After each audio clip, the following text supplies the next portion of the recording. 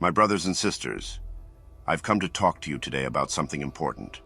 For most people, procrastination, irrespective of what they say, is not about being lazy. In fact, when we procrastinate, we often work intensely for long stretches, just before our deadlines. Working long and hard is the opposite of laziness, so that can't be the reason we do it. So why do we procrastinate, and more importantly, what can we do about it? As suggested above, some say they procrastinate because they are lazy. Others claim they do better when they procrastinate and work best under pressure. I encourage you to be critical and reflective of these explanations. Virtually everyone who says this habitually procrastinates and has not completed an important academic task in which they made a plan, implemented it, had time to review, etc., before their deadline. So in reality, they can't make a comparison about the circumstances they work best under. If you pretty much always procrastinate and never really approach your tasks systematically, then you can't accurately say that you know you do better under pressure. Still, other people say they like the rush of leaving things to the end and meeting a deadline. But they usually say this when they are not working under that deadline. They say this works before or after cramming when they have forgotten the negative consequences of procrastinating, such as feelings of anxiety and stress, fatigue and disappointment from falling below their own standards and having to put their life on hold for chunks of time. Not to mention, leaving things to the end dramatically increases the chances something will go wrong, like getting sick or a computer problem, and you not being able to pull off the desired grade. So, procrastination can be hard on us and actually increase our chances of failing, but we do it anyway. How come? Procrastination is not a matter solely of having poor time management skills either, but rather can be traced to underlying and more complex psychological reasons. These dynamics are often made worse by schools where students are constantly being evaluated, and especially in college where the pressure for grades is high, and a lot can be riding on students' performance. In reality, procrastination is often a self-protection strategy for students. For example, if you procrastinate, then you always have the excuse of not having enough time in the event that you fail, so your sense of your ability is never threatened. When there is so much pressure on getting a good grade on, say, a paper, it's no wonder that students want to avoid it and so put off their work.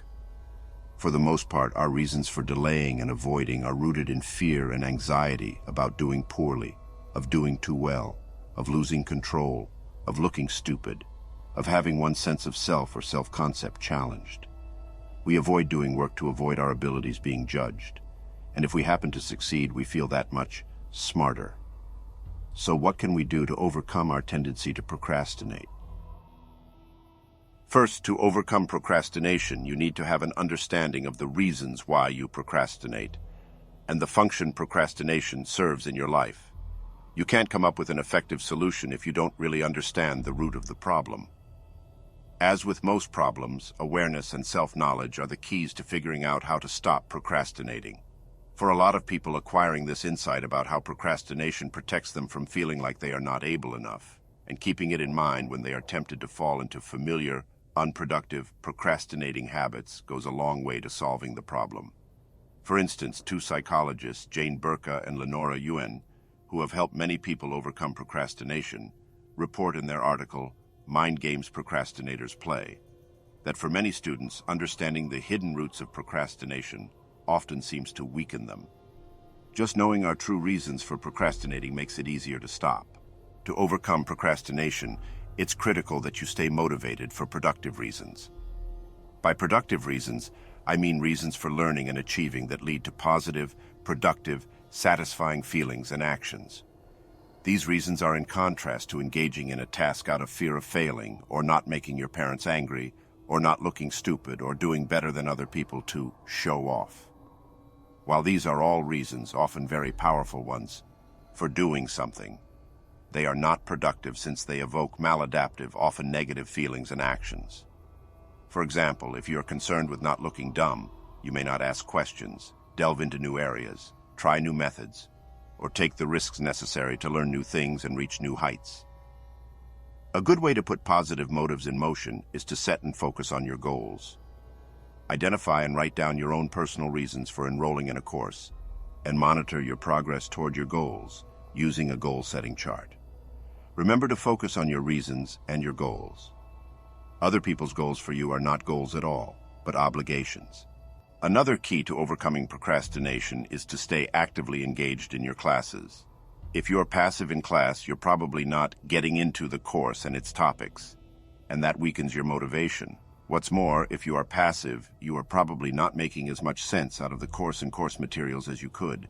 Nonsense and confusion are not engaging. In fact, they are boring and frustrating.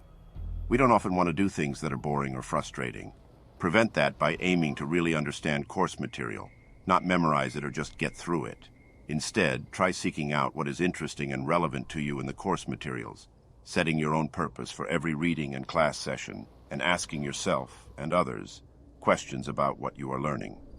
That is all for now. Take my words with you in your journey and let God be with you. Farewell.